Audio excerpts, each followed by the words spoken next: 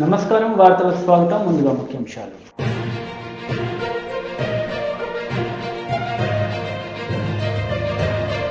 నేపథ్యంలో మహారాష్ట్ర కేంద్ర ప్రభుత్వాలపై సీఎం కేసీఆర్ సీరియస్.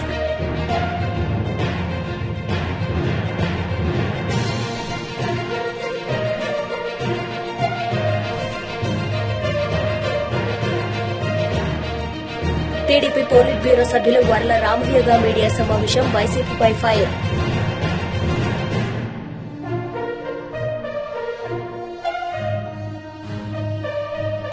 కర్ణాటక పర్యటనలో భాగంగా ప్రధాని నరేంద్ర మోడీ నూతనంగా నిర్మించిన మెట్రో లైన్లను ప్రారంభించారు. వైట్ షీల్డ్ నుంచి కేఆర్ పురం వరకు నిర్మించిన 13.71 కిలోమీటర్ల మెట్రో లైన్ను 4,250 కోట్ల రూపాయలతో దీన్ని నిర్మించారు. కర్ణాటక ముఖ్యమంత్రి బసవరాజ్ బొమ్మాయితో కలిసి ప్రధాని ప్రారంభించారు. ఈ సందర్భంగా ఏర్పాటు చేసిన ఫోటో ఎగ్జిబిషన్ ను తిలకించారు. तो आप समझ सकते हैं कि ये कितनी बड़ी सौगात है।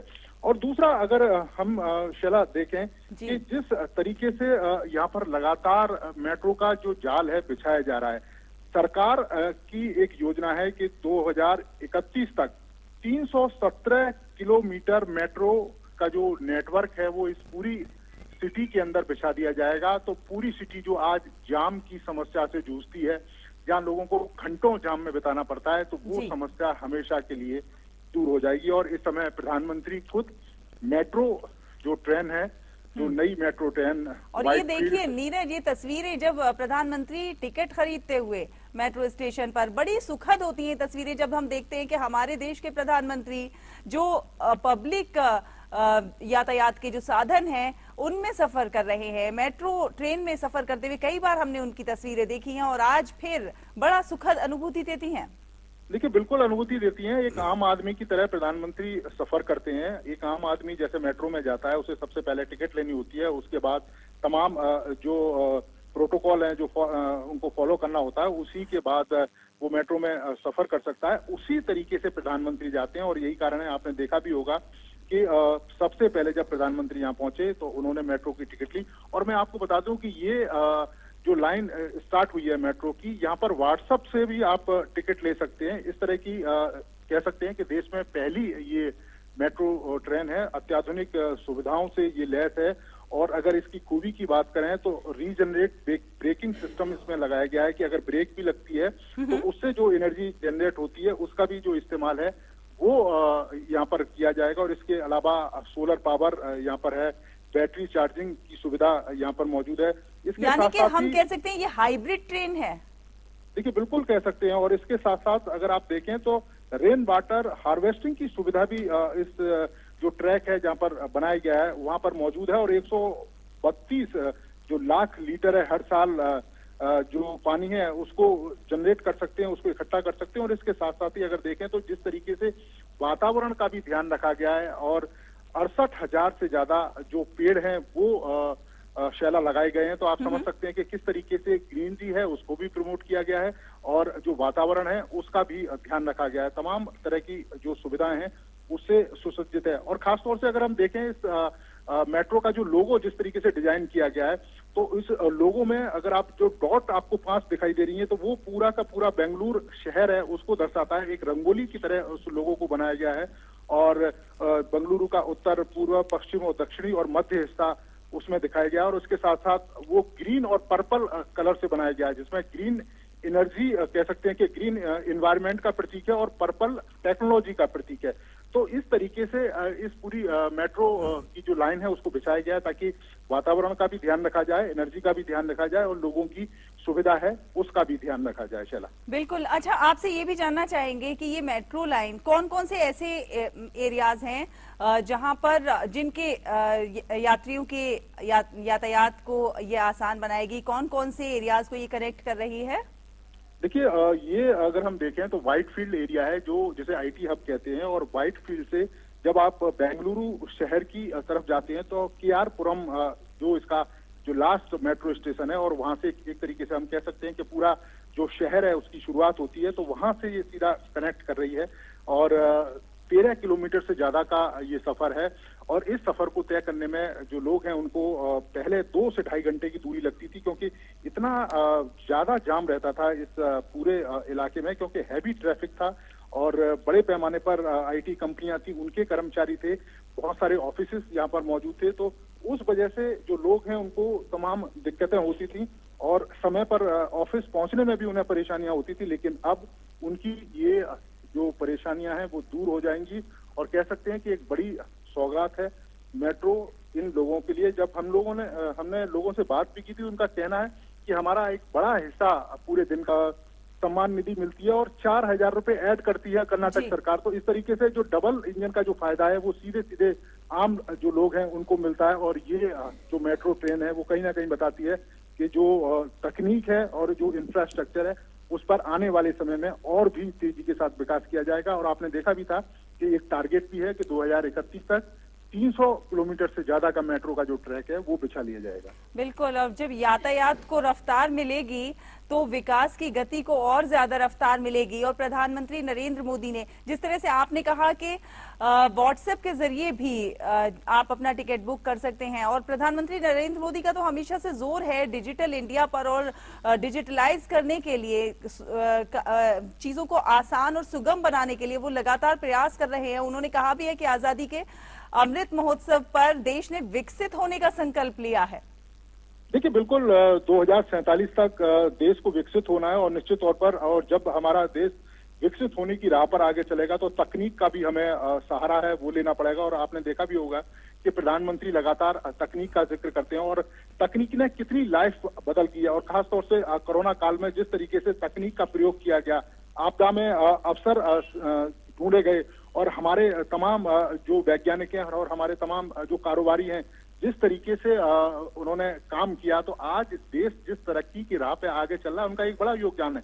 इसके अलावा तकनीक का एक बड़ा योगदान है। जिस तरीके से डिजिटल इंडिया प्रधानमंत्री ने लोगों के सामने रखा और जिस तरीके से लोगों ने उसका स्वागत किया, तो कहीं ना कहीं बताता है कि जो तकनीक है आने वाले समय में एक बड़ा जो रोल है वो प्ले करेगी। आपने देखा भी होगा कि किस तरीके से जो जनधन खाते खोले गए और जो केंद्र सरकार की तमाम योजनाओं का पैसा वो सीधा डायरेक्ट उन तक जाता है और बिना किसी मिडल मैन के थ्रू। पहले इस तरह की जो सुविधा है वो लोगों के पास नहीं थी।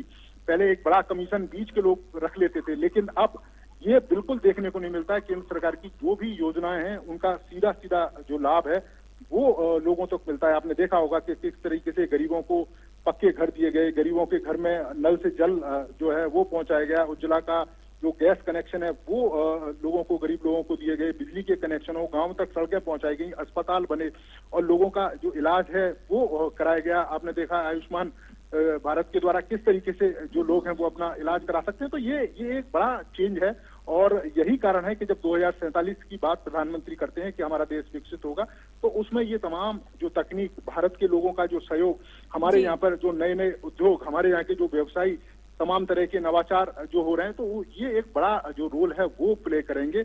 और निश्चित तौर पर जिस तेजी के साथ हमारा देश चल रहा है, 2047 तक हम इसे अब विकसित देश देखेंगे। बिल्कुल, 2047 तक विकसित देश हम इसे देखेंगे।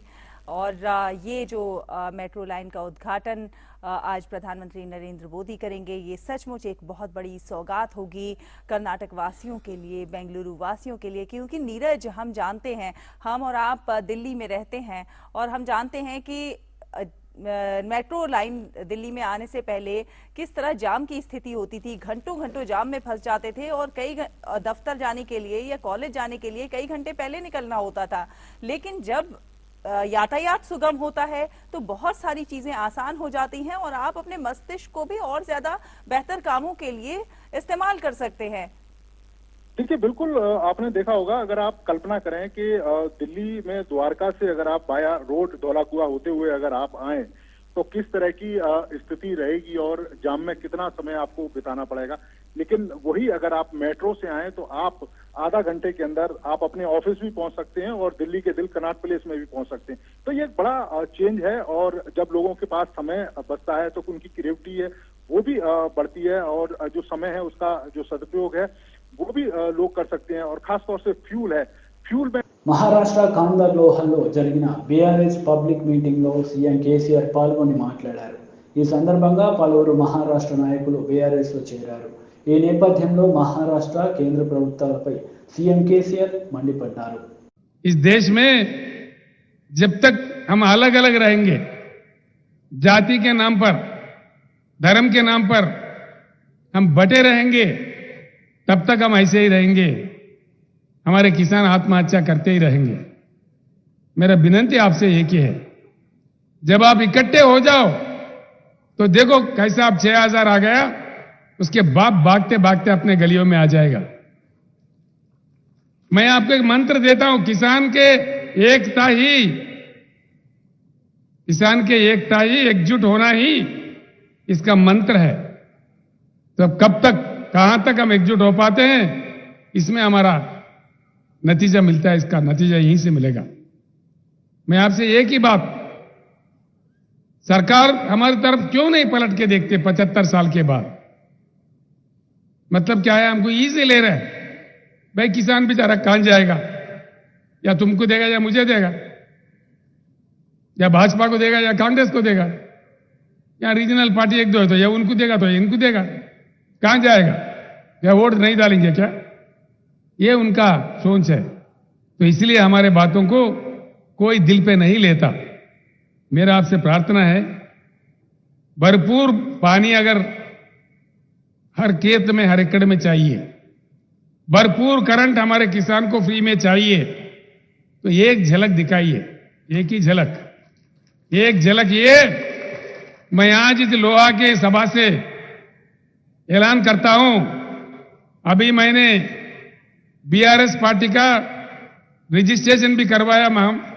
महाराष्ट्र के लोकल बॉडी चुनाव में, आगामी पंचायत राज इलेक्शन में हर जिला परिषद में गुलाबी झंडा खड़ा हो जाएगा. पूरे जिला परिषद का मुकाबला करेंगे. आप गांव गांव में अपना ताकत दिखाइए. कौन कौन भाग के नहीं आता मैं देखता हूं. केंद्र सरकार आ जाएगा, राज्य सरकार आ जाएगा. एक बात सोच लो, यहां बैठा है मेरे भाई बाबूराव कदम जी, ये 3-4 साल से संघर्ष कर रहा है. और हमारे गणेश कदम जो युवा नेता है धर्माबाद से, वो लोग कई सालों से ये लोग कर रहे काम. इन लोगों ने क्या किया, धर्माबाद में 80 गांव के सरपंच बैठ के रेजोल्यूशन पास कर दिए कि भाई तेलंगाना का मॉडल हमारे पास इंप्लीमेंट करो, या तो हमारे को तेलंगाना में मिला दो. इन्होंने ऐसा बात किया. तब जाके सरकार ने हुकूमत दिया कि भाई तटवर्ती जितने भी, बॉर्डर के जितने भी सरपंच है, नांदेड़ में जल्दी बुलाओ, मीटिंग करो. भाई बॉर्डर के सरपंच क्यों भाई? परभनी वालों को बुलाओ, औरंगाबाद वालों को बुलाओ. ओनली बॉर्डर वालों को क्यों बुला रहे? विदर्भ से बुलाओ, पश्चिम महाराष्ट्र से बुलाओ, सभी बुलाओ. न्याय करना है तो सभी के साथ करना है ना. तो इसीलिए मैं कहता हूं, गवर्नमेंट में घबराहट पैदा करना है, गवर्नमेंट को हमारे तरफ पलट के देखने के लिए मजबूर करना है. तो आगामी पंचायती राज चुनाव में अपना ताकत दिखाइए, एक झलक दिखाइए. क्या क्या नहीं आता, क्या क्या वाक्य नहीं आता, क्या क्या योजना नहीं बनता, आप खुद देख लेना, आजमा के मेरा बात को. టీడీపీ పోలిట్ బ్యూరో సభ్యులు వర్ల రామయ్య మీడియా సమావేశం నిర్వహించారు. ఈ సందర్భంగా పలు అంశాలపై ఆయన మాట్లాడారు. అభివృద్ధిలో అగ్రగామి అనుకుంటున్నారు, నవ్వుతున్నారు పాత్రికేయుడు. అభివృద్ధిలో కాదండి, గంజాయి అమ్మకంలో అగ్రగామిగా ఉంది. జగన్మోహన్ రెడ్డి గారు ముఖ్యమంత్రిగా ప్రమాణ స్వీకారం చేసిన దగ్గర నుండి రాష్ట్రం దేదీప్యమానంగా వెలుగుతూ ఉంది. ఎందులో? గంజాయి అమ్మకంలో. భారతదేశ వ్యాప్తంగా ఇతర రాష్ట్రాల్లో ఎంత గంజాయి అమ్మకం జరుగుతుందో, రవాణా జరుగుతుందో, అంతా మన ఒక్క ఆంధ్రప్రదేశ్ రాష్ట్రంలోనూ జరుగుతుంది. ఈ రకంగా పేరు ప్రఖ్యాతులు పొందినారు మన గౌరవ జగన్మోహన్ రెడ్డి గారు. గతంలో భారతదేశ వ్యాప్తంగా బియ్యం సరఫరా చేసి అన్నదాతగా పేరు పొందిన, అన్నపూర్ణగా పేరు పొందిన ఆంధ్రప్రదేశ్ రాష్ట్రం ఈ రోజున దేశవ్యాప్తంగా గంజాయి సరఫరా చేసి గంజాయి ఆంధ్రప్రదేశ్గా పేరుగాంచిందని చెప్పడానికి చాలా సిగ్గుపడాలి. ఈ రోజున ముఖ్యమంత్రితో సహా ప్రభుత్వ యంత్రాంగం మొత్తం కూడా సిగ్గుపడాలి. అది ఏ స్థాయికి వచ్చింది ఈ రోజున? నిన్నగాక మొన్న తిరుమల తిరుపతి దేవస్థానం ప్రపంచవ్యాప్తంగా అత్యున్నత హైందవ దేవాలయం. అది ప్రపంచం మొత్తం కూడా శ్రీ శ్రీ వెంకటేశ్వర స్వామి వారిని ఆరాధ్య దైవంగా భావిస్తారు. ఆ కొండ మీద ధూమపానం కూడా ఎలో చేయరు, అంటే సిగరెట్ పొగ తాగటం కూడా ఎలో చేయరు. కొండ మీద కట్టుదిట్టమైన ఏర్పాట్లు జరిగాయి. ఇది వరకు సెక్యూరిటీ చాలా గట్టిగా ఉండేది, స్ట్రిక్ట్గా ఉండేవాళ్ళు. కానీ జగన్మోహన్ రెడ్డి గారు వచ్చిన తర్వాత కొండ మీద గంజాయి కూడా అమ్ముతున్నారని చెప్పడానికి చాలా సిగ్గుపడుతున్నాయి ఈ రోజున. మొన్న గంగాధరం అని ఒక ఉద్యోగిని పట్టుకుంటే అతని దగ్గర 125 గ్రాముల గంజాయి పొట్లాలు పెట్టి ఉన్నాయట అన్ని. అంటే కొండ మీద గంజాయి అమ్ముతున్నట్టే కదా. నేను అడుగుతున్నా ఈ రోజున ముఖ్యమంత్రి గారిని, ఎందుకు టీటీడీ దేవస్థానం ప్రాశస్త్యాన్ని కూడా భారత అంతరిక్ష పరిశోధన సంస్థ ఇస్రో మరో విజయాన్ని సొంతం చేసుకుంది. ఏపీలోని నెల్లూరు జిల్లా శ్రీహరికోట నుంచి LV-M3 M3 రాకెట్ను విజయవంతంగా ప్రయోగించింది. దీంతో ఏకకాలంలో నిర్దిష్ట కక్షలోకి 36 ఉపగ్రహాలు చేరుకున్నాయి. 1A, 3A, 5A, 7A satellites are separated in positions.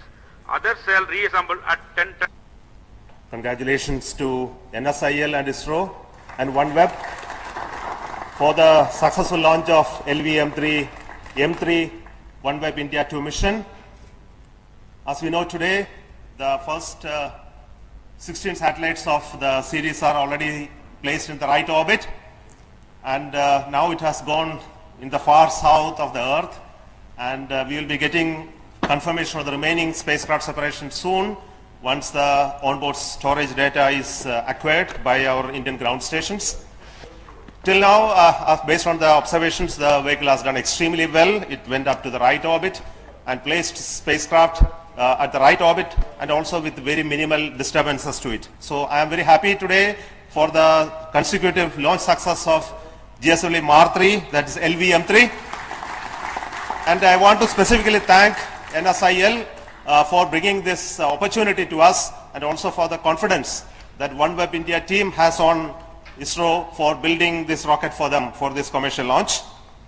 I also want to thank ISRO for the wonderful work that they have done to make this rocket very reliable and rugged, once again demonstrating the capability of the rocket for placing large, heavy payloads into the right orbit without any glitch. And we look forward for greater engagement with our commercial partners for making this rocket one of the best in this class.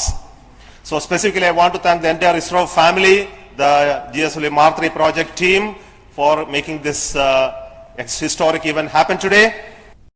దేశ రాజధాని ఢిల్లీ నుంచి హిమాచల్ ప్రదేశ్లోని ధర్మశాలకు విమాన సర్వీసులను కేంద్ర సమాచార ప్రసార శాఖ మంత్రి అనురాగ్ ఠాకూర్ సింగ్ ప్రారంభించారు. కేంద్ర పౌర విమానయాన శాఖ మంత్రి జ్యోతిరాదిత్య సింధియా వర్చువల్గా ఈ కార్యక్రమంలో పాల్గొన్నారు. हिमाचल प्रदेश में आना होगा तो पहले उनको दिल्ली आना पड़ता है और वहां से फिर फ्लाइट कनेक्टिविटी है. कैसे हम इस एयरपोर्ट को देश के अलग अलग कोनों से जोड़ सकें, भविष्य में आप उसको अवश्य देखेंगे, मुझे पूर्ण विश्वास है. लेकिन उसके लिए अगर हवाई अड्डा बड़ा नहीं होगा तो वायबिलिटी कहीं से भी नहीं बन पाती है. ये भी एक चुनौती हम सबके सामने है. आज भारत दुनिया का तीसरी सबसे बड़ी सिविल एविएशन की मार्केट बनी है, जिसके लिए मैं आपको और आदरणीय मोदी जी को और उनकी सरकार को बहुत बहुत बधाई देता हूं. ये किशन कपूर जी ने कहा जो वास्तविकता है कि 1960 में जब दलाई लामा जी ने अपना स्थायी स्थान धर्मशाला को बनाया तो आध्यात्मिक शक्ति का केंद्र भी पूरे विश्व का धर्मशाला बन चुका. వార్తలు ముగించే ముందు ముఖ్యాంశాలు మరోసారి.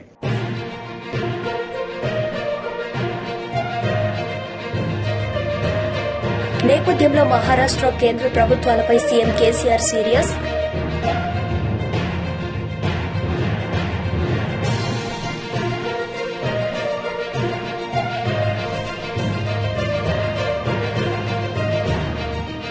టీడీపీ పోలిట్ బ్యూరో సభ్యులు వర్ల రామయ్యగా మీడియా సమావేశం వైసీపీపై ఫైర్.